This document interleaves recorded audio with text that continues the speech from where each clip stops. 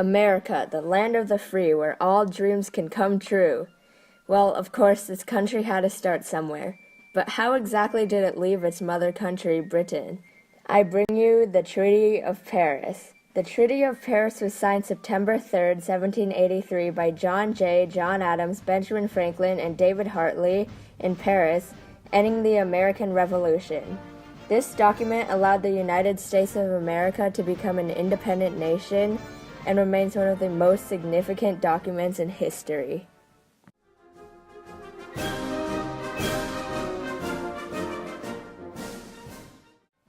The year is 1782. After over 7 years of struggling through battles, America is finally even with Britain after France allies with her. So why does Britain surrender? It's mostly because of one battle, the Battle of Yorktown.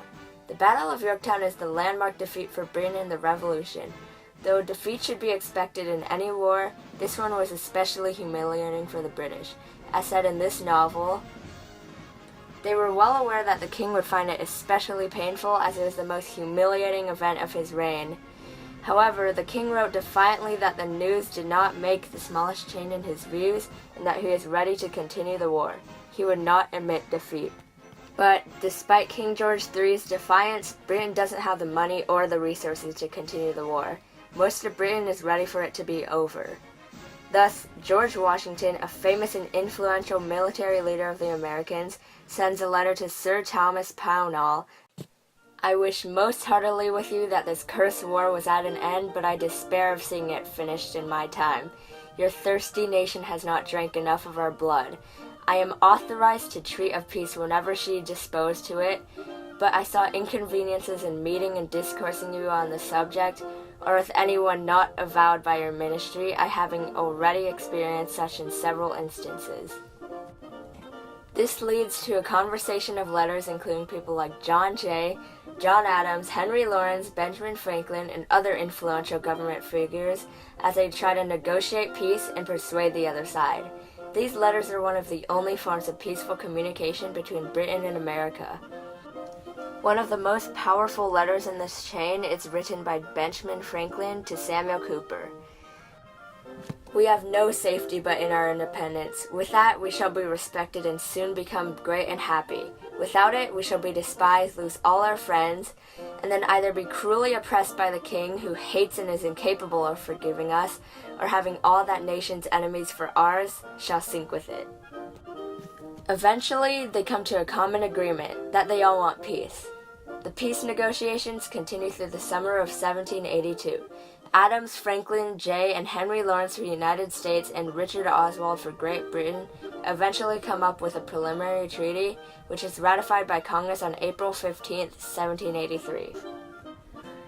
In response to the signing of this preliminary treaty, Benjamin Franklin writes this letter to his close friend.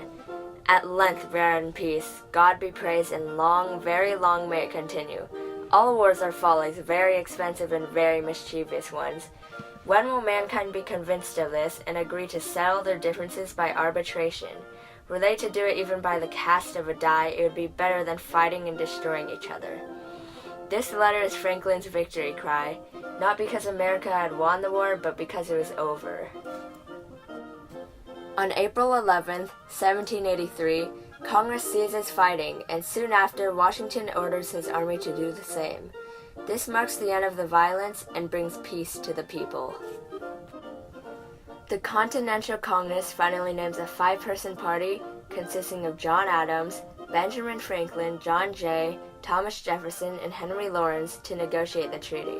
However, Lawrence is captured by a British warship and is held captive in the Tower of London until the end of the war, and Jefferson doesn't leave the U.S. in time to travel to Paris. So, with the 3 remaining representatives of America and David Hartley, the representative of King George, they write and sign the Treaty of Paris in Hotel de York in Paris, France on September 3, 1783. Soon after, the Congress of the Confederation ratifies the treaty on January 14, 1784, and Great Britain ratifies it on April 9, 1784. And, of course, as with any compromise, it's a give and take for both sides. Britain loses the majority of her territory in America, her control over the American people, and her fishing rights in many places. America, on the other hand, nearly doubles in size. She gains full independence from Britain. However, she agrees to end the persecution of loyalists in all states and restore their confiscated property, and she agrees to return all territory that had been captured after the treaty was made. Both countries are granted peace. This compromise seems incredibly generous to the United States. The territory given nearly doubles her borders, and many historians wonder why Britain had given up so much. The most generally accepted theory was that Britain had a more long-term outlook and predicted that the U.S. would become a major trading partner, meaning more money in the long run. After the treaty is established and the war ends, things are extremely tense. The Treaty of Paris is violated frequently by both sides. Some states continue taking away loyalist property and create laws against loyalists.